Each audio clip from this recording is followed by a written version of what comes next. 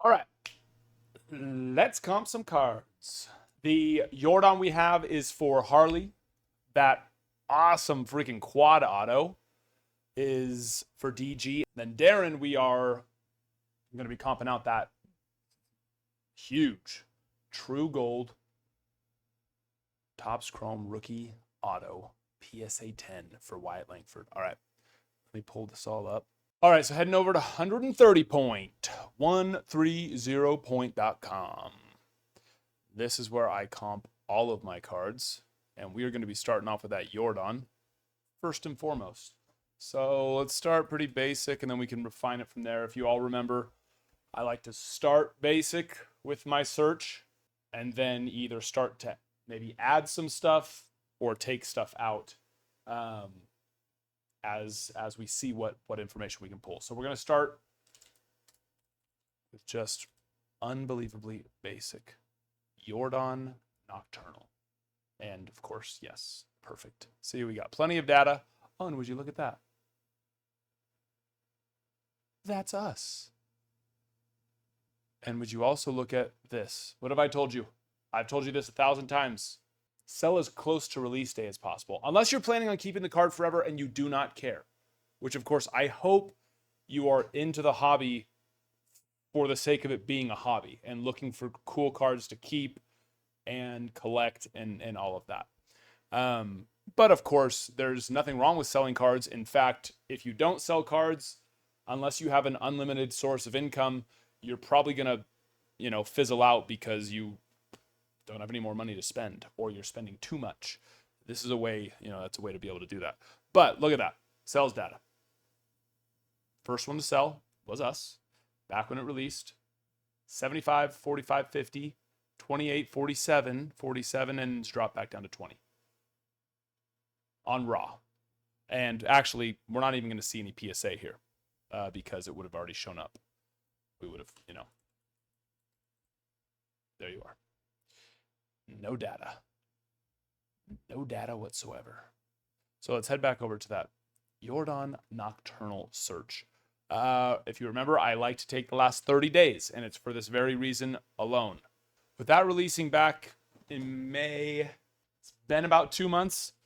So we're probably right around there. Most products are going to settle in, to just regular player market within 60 to 90 days, right? And what I mean by player market is these prices, how you saw it. This is, of course, farther away is down here to more recent sales as we go up, right? And so with that, player, of course, affects the price of a card 100%. But a player has their own market as they do better all of their cards amongst different products and different variations and things like that will go up. As they don't do as great, they'll go down. As they do something crazy and there's an immense amount of hype, everything will spike, right?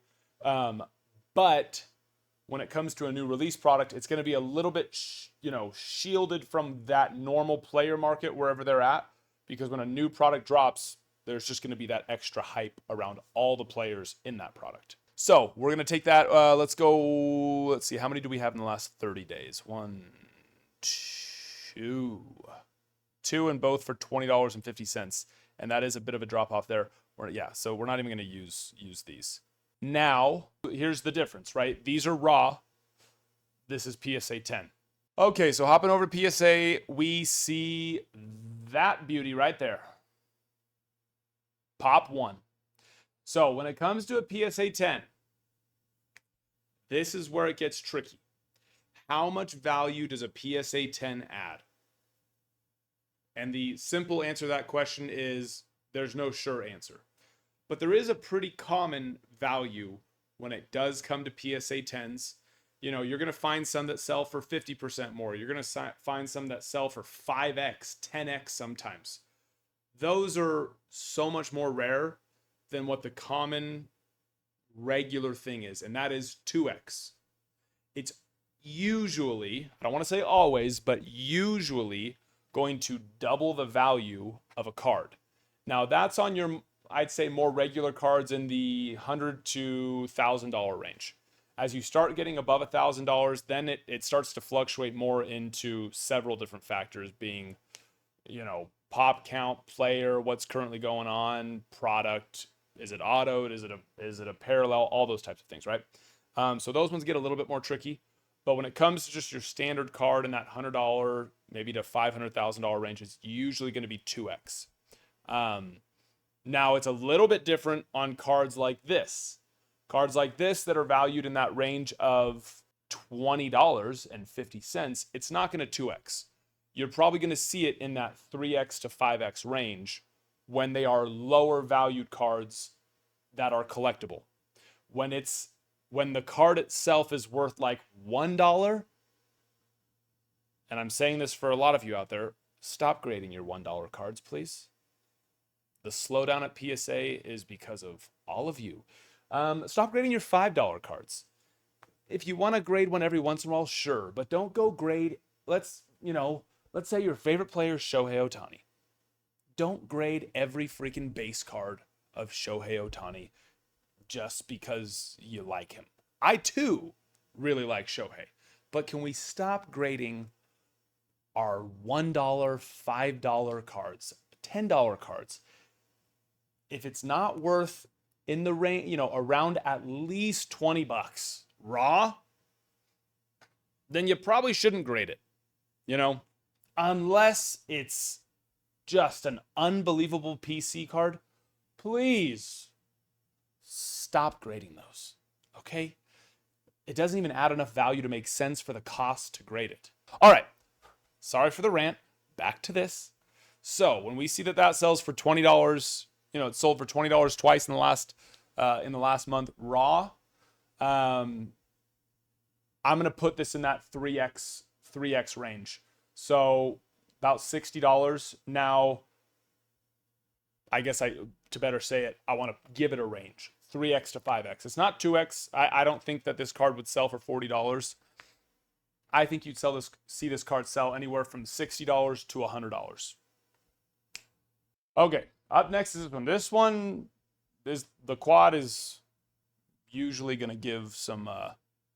It's usually going to be a little bit of a pain in the ass, but well, actually, this is a perfect one for me to talk about this.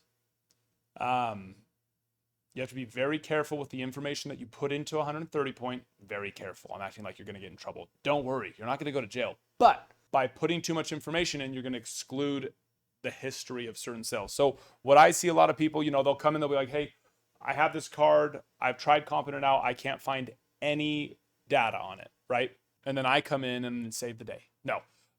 Mainly the reason why is because they're probably coming in and they're searching this. Nolan, Ryan, Adrian Beltre. Can I type? Oh my, Adrian Beltre, Alex Rodriguez, and Ivan Rodriguez, 2024 Topps Definitive Collection Quad Auto out of 5. And sure enough, I'm blocking it, but no exact block. I'm in the way. But oh, there it is. See it? Kind of.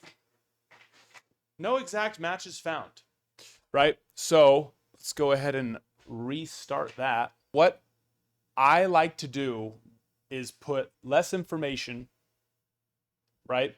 That I know that, there's only 5 of these out there, right? And now if it was just a Nolan Ryan Definitive Collection Auto out of 5, well, he's signed in multiple years. So even if we couldn't find the 2024 Nolan Ryan single player Definitive Collection Auto from 2024 numbered out of 5, maybe we could find the same one from 2023 or 2022 and so forth, right? Well, with something like this, how many Nolan Ryan, Adrian Beltre, Alex Rodriguez, Ivan Rodriguez quad autos are out there?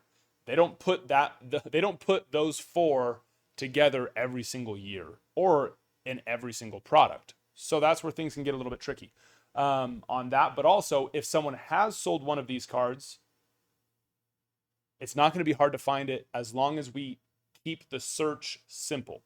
So for me, I'm going to do something like Nolan and Beltre Because a lot of times when it comes to quad autos, since you can't fit all 4 names, people will choose either the first name or the last name, what that people know them by. So Nolan, Beltre, I'm not even going to put Alex Rodriguez or Ivan Rodriguez or Pudge or anything like that. I'm going to go definitive auto 5. See if that pulls up something. And there we are. See? Yeah. Just like that. Simple enough. We love that. That makes things very easy. At this point, all 4 of these guys are done playing, so they're not going to do anything big in a game to make their market go up or down. All 4 of them are... Not all 4 of them are Hall of Famers. I should say all 4 of them should be Hall of Famers. And the simple fact that A-Rod isn't in the Hall of Fame is asinine to me, but whatever. So there's your comp right there. 1,400. That one's pretty easy. Well, it's not easy to find, right? Well, it is easy to find if you remember to keep it simple. KISS. Like Michael Scott says, keep it simple, stupid.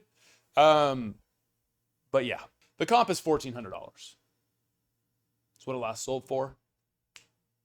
1,400 bones. And up next, or up last, Mr. Langford. See if we can, this one shouldn't be a problem either. Okay, so this is that situation where, we're going to start off with just the simple Wyatt Langford 2024 Topps Chrome Auto 50. I know if somebody listed this card and didn't put 50 or Auto or Chrome or Topps or 2024 or Langford or Wyatt, then they messed up. So those should all be in the listing. Now we're getting more things than I want to, and that is right off the bat, Logo Fractor, Chrome Update, Sapphire, right? So what we're going to do is get rid of Logo Fractor. The little minus means that if the listing contains that, it's not going to show it now. Sapphire, Update, and I actually want to get rid of the other variations as well, which is Wave. Let's keep those for now, actually. Let's keep those for now.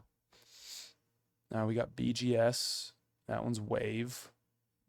Okay, there's 2 Stadium clubs and a Cosmic, so let's get rid of those. So minus Stadium, minus Cosmic. Search it again. And that one is Pro Debut. So, less data than I thought we were going to have, which is kind of odd to me that there isn't more. Interesting. So then now let's get rid of, we don't want Pro Debut, so minus Pro. And it doesn't really matter at that point. We can keep it in there. I'm not going to use it. So this one's the SGC 9.5. This one's the BGS 9.5. Now I can tell you right now, although let me tell you something. An SGC 9.5 is not worth anything close to a BGS 9.5. Now you're going to look at that and go, oh, but it sold for more. And you're probably a big time SGC grader. And that's okay if you are.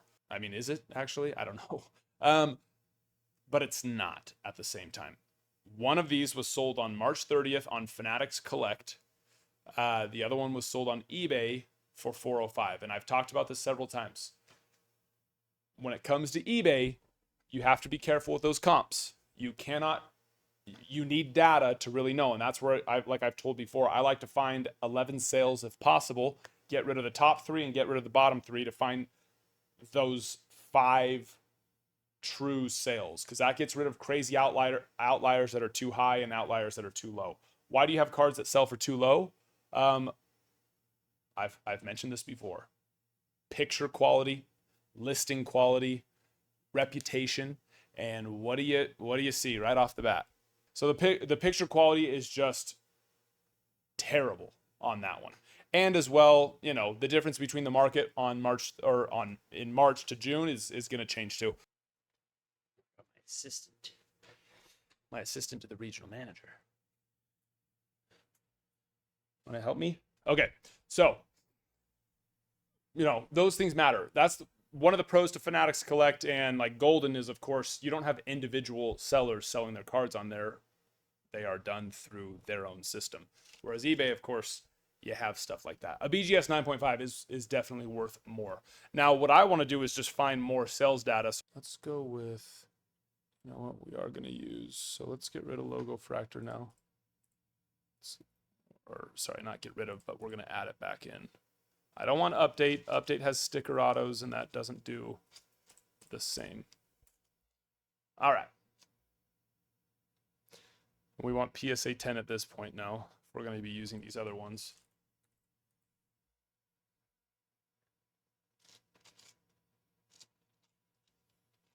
Okay.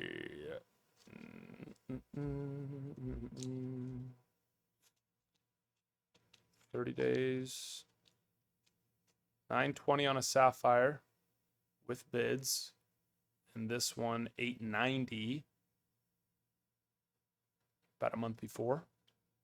And then a little bit before that one, just 2 weeks, 1,000. So we're going to use that. Now, although Sapphire costs more than a Topps Chrome box, this bad boy right over here, that is his true Chrome rookie auto. The Sapphire auto is not his true Chrome rookie auto. It's a high-end one. It's a nice one. But at the end of the day, this is a true gold refractor rookie Chrome auto. So we're going to take the average of these three here, which is 1,000, 1920 plus 890. So 1920 plus 890. Divide those bad boys by 3. That puts us at 936. So I would say that this is going to be worth anywhere from 5 to 10% more than that. So I put it right around that 1,000 mark. Hi. There's some cold hands eating some ice. So that is using those the Sapphire auto, which is still a very nice auto, of course, but the one that we are comping, his true Topps Chrome gold refractor rookie auto, is definitely going to be worth a little bit more than the Topps Chrome Sapphire gold auto PSA 10. That's going to put that bad boy right there around that 1,000 range. And like I always say, no matter what, when you comp cards, at the end of the day, there's going to be people who are willing to pay more for it and people that are willing to pay less. Oh, really? Well, thank you. What? What? What? Yes. But there you have it.